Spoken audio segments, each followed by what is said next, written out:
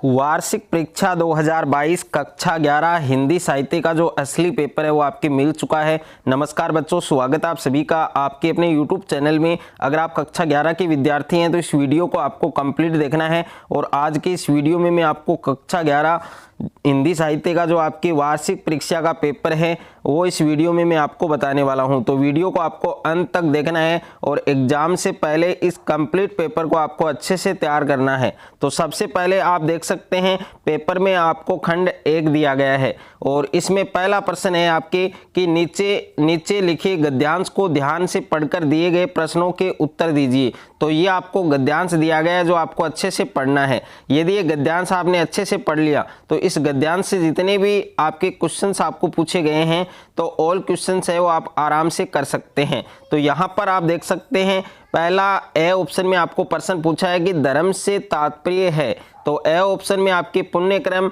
और ब में आपके सदाचार, स में आपके सत्कर्म और द में आपके उपरोक्त सभी। तो इस प्रश्न का भी आपको सही उत्तर है वो बताना है। उसके बाद में ये आपके दूसरा प्रश्न है और तीसरा प्रश्न पूछा गया है कि परोपकार किसे कहा गया है और प्रश्न संख्या 4 है आपके जो आपके द ऑप्शन में पूछा है कि धर्म का क्या अर्थ है और ये ऑप्शन में प्रश्न पूछा है कि मनुष्य का परम कर्तव्य क्या है और रे ऑप्शन में प्रश्न है आपके कि मनुष्य का जीवन कैसे सफल हो सकता है और ले ऑप्शन में है कि गोस्वामी तुलसीदास ने परोपकार के लिए क्या कहा है और उसके बाद में वह ऑप्शन में प्रश्न है कि प्रकृति किस प्रकार परहित करती है।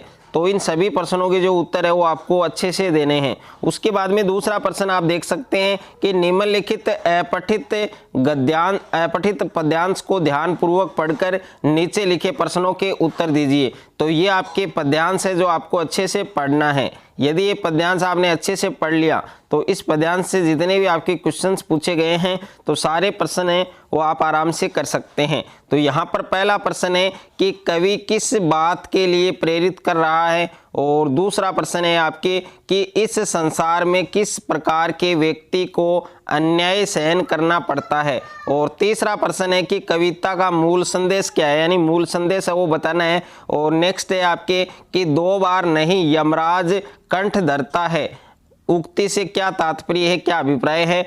और नेक्स्ट है आपके कि प्रस्तुत काव्यांश की काव्यगत विशेषताएं हैं वो बतानी है। और नेक्स्ट है आपके कि प्रस्तुत काव्य में किस रस का प्रयोग किया गया है। और उसके बाद में प्रश्न है आपके कि भले व्योम फट जाए में कौन सी शब्द शक्ति है। और नेक्स्ट है आपके मरता है जो एक ही बार मरता है, इसका भावार्थ है वो आपको लिखना है। उसके बाद में आप देख सकते हैं पेपर में आपको खंड 2 दिया गया है यानी सेक्शन बी दिया गया है और यहाँ पर रचनात्मक व व्यवहारिक लेखन है। तो इसमें तीसरा प्रश्न है आपके कि किसी मतदान केंद्र के दृश्य का वर्णन कीजिए और अथवा में प्रश्न है आपके कि कोविड-19 महामारी से उत्पन्न हुई स्थिति का अपने शब्दों में वर्णन कीजिए। और उसके बाद में प्रश्न संख्या 4 है आपके कि प्रधानाचार्य राजकीय उच्च माध्यमिक विद्यालय सीकर की ओर से पुलिस अधीक्षक सीकर को एक सरकारी पत्र लिखिए जिसमें बोर्ड की परीक्षा के दौरान विद्यालय परिसर में उचित पुलिस बल नियुक्त करने का आग्रह किया गया हो। और अथवा में प्रश्न है कि दूरदर्शन केंद्र जयपुर में समाचार उद्घोषक हेतु दूरदर्शन के निदेशक को आवेदन पत्र है वो लिखना है। और उसके बाद में नेक्स्ट है आपके प्रश्न संख्या 5 है कि प्रतिवेदन को परिभाषित कीजिए और आपके विद्यालय के वार्षिकोत्सव का प्रतिवेदन है वो लिखना है। और अथवा में प्रश्न है कि प्रतिवेदन का अभिप्राय स्पष्ट करते हुए इसकी कसौटी तथा प्रमुख गुणों का उल्लेख कीजिए। और नेक्स्ट है आपके प्रश्न संख्या 7 है कि प्रेस विज्ञप्ति किसे कहते हैं और एक उदाहरण द्वारा आपको ये स्पष्ट करना है। और अथवा में प्रश्न है आपके कि परिपत्र से आप क्या समझते हैं और इसमें ध्यान देने योग्य जो बातें हैं वो लिखनी है। और प्रश्न संख्या 7 है कि कार्य सूची किसे कहते हैं, कार्य सूची के स्वरूप पर संक्षेप में प्रकाश डालिए। और अथवा में प्रश्न है आपके कि कार्यवर्त को परिभाषित कीजिए और विद्यालय की विकास समिति की बैठक का कार्यवर्त है वो लिखना है। और उसके बाद में नेक्स्ट है आपके प्रश्न संख्या 8 है कि निम्नलिखित प्रश्नों के दिए गए विकल्पों में से समुचित जो विकल्प है उसका चयन करना है, यानी सही विकल्प का आपको चयन करना है। जिसमें पहला है आपके कि हिंदी वर्णमाला का प्रथम वर्ण होता है, तो इसमें 4 ऑप्शन आपको दे रखे हैं, कौन सा ऑप्शन आपका सही होगा वो लिखना है। और दूसरा प्रश्न है कि शब्द किसकी मूल इकाई है, तो इसमें भी आपके 4 ऑप्शन हैं। और तीसरा प्रश्न है कि हिंदी के शब्दकोश हैं, पारिभाषिक कोश हैं, या लोक भारती मुहावरा कोश, या संत साहित्य कोश, या उपरोक्त सभी, तो इसमें भी 4 ऑप्शन आपको दे रखे हैं। और उसके बाद में नेक्स्ट है आपके शब्दकोश में से अक्षर से आरंभ होने वाले शब्दों का क्रम वो क्या होता है। और उसके बाद में 5वां प्रश्न है कि ध्वनियों का सार्थक समूह क्या कहलाता है, शब्द कहलाता है, या वर्ण, या वाक्य, या फिर भाषा, तो इसमें भी 4 ऑप्शन आपको दिए गए हैं, तो सही ऑप्शन है वो आपको लिखना है।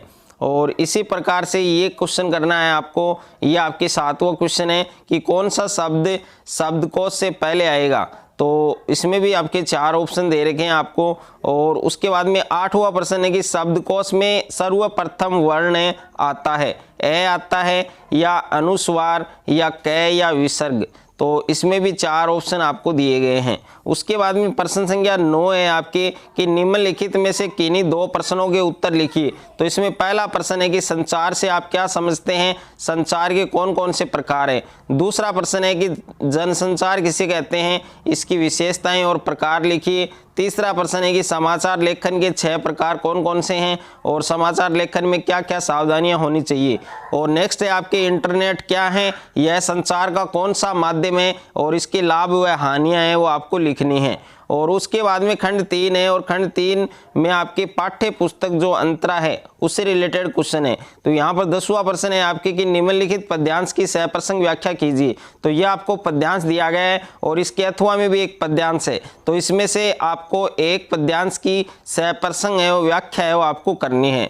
उसके बाद में प्रश्न संख्या 11 है आपके कि पाठ्य पुस्तक में कबीर के संकलन पदों में कबीर ने हिंदू और मुसलमानों के किन आडंबरों और कुरीतियों की निंदा की। और अथवा में प्रश्न है कि पद्माकर प्रकृति की विभिन्न छवियों के कुशल चित्रकार है, और पठित कविता के आधार पर आपको सिद्ध करना है। और प्रश्न संख्या 12 है कि बादल को गिरते देखा कविता के आधार पर वर्षा ऋतु का वर्णन कीजिए। और अथवा में प्रश्न है कि बांसुरी बजाते समय श्री कृष्ण की छवि किस प्रकार की हो जाती है। और उसके बाद में प्रश्न संख्या 13 है आपके कि कोई 3 प्रश्नों के उत्तर दीजिए, तो इसमें आप देख सकते हैं टोटल आपको 5 प्रश्न दिए गए हैं, लेकिन आपको 3 ही प्रश्नों के जो उत्तर है वो लिखने हैं।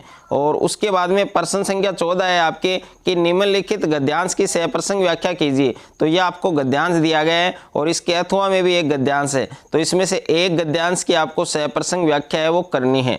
उसके बाद में प्रश्न संख्या 15 है कि व्यंग्य विद्या में भाषा सबसे धारदार है, और परसाई जी की रचना को आधार बनाकर इस कथन के पक्ष में अपने विचार प्रकट कीजिए। और अथवा में प्रश्न है कि खानाबदोश कहानी के आधार पर मानव की चरित्र विशेषताएं हैं वो आपको स्पष्ट करनी है। और उसके बाद में प्रश्न संख्या 16 है कि किन्हीं 2 प्रश्नों के उत्तर दीजिए, तो पहला है कि हामिद ने चिमटे की उपयोगिता सिद्ध करते हुए क्या तर्क दिए। और दूसरा प्रश्न है कि दोपहर का भोजन कहानी का उद्देश्य स्पष्ट कीजिए। तीसरा है भव्य पुरुष ने कहा कि जहां अंधकार है वहीं प्रकाश है, इसका क्या तात्पर्य है। और नेक्स्ट है आपके गूंगा दया या सहानुभूति नहीं अधिकार चाहता था, इसको हमें सिद्ध करना है। और उसके बाद में नेक्स्ट है आपके प्रश्न संख्या 17 है कि कबीर दास जी का जीवन परिचय और काव्य परिचय लिखना है, और इसके अथवा में भी एक प्रश्न दे रखा है। अगर आप ये वाला करना चाहते हैं तो ये प्रश्न भी आप कर सकते हैं। उसके बाद में है खंड 4 जो आपके अंतराल, इसमें 18वां प्रश्न है कि किन्हीं 5 प्रश्नों के उत्तर दीजिए, तो इसमें केवल आपको 5 प्रश्नों के उत्तर है वो लिखने हैं। जिसमें पहला प्रश्न है कि एकांकी अंडे के छिलके का मूल भाव क्या है। दूसरा है अंडे के छिलके के आधार पर वीणा की चारित्रिक विशेषताएं लिखिए। तीसरा है कि एकांकी को परिभाषित कीजिए, एकांकी व नाटक में अंतर लिखिए। और ये आपके नेक्स्ट है तत्कालीन परिस्थितियों में अंडे के छिलके एकांकी के एक प्रासंगिकता है, और इसको हमें स्पष्ट करना है। और नेक्स्ट है क्या अभाव अधूरापन मनुष्य के लिए प्रेरणादायी हो सकता है। आवारा मसीहा के आधार पर आपको बताना है। और नेक्स्ट प्रश्न है, शरद को कहानी लेखन की प्रेरणा कैसे मिली। और उसके बाद में जीवन विद्या का परिचय प्रस्तुत करते हुए विष्णु प्रभाकर द्वारा रचित आवारा मसीहा की जीवन संबंधी जो विशेषताएं हैं वो आपको लिखनी है। तो देखिए एग्जाम से पहले ये हिंदी साहित्य का जो पेपर है ये आपको कंप्लीट तैयार करना है। यदि आपको हिंदी साहित्य के पेपर में वार्षिक परीक्षा 2022 में पूरे में से पूरे नंबर लाने हैं तो ये कंप्लीट पेपर आपको अच्छे से तैयार करना है।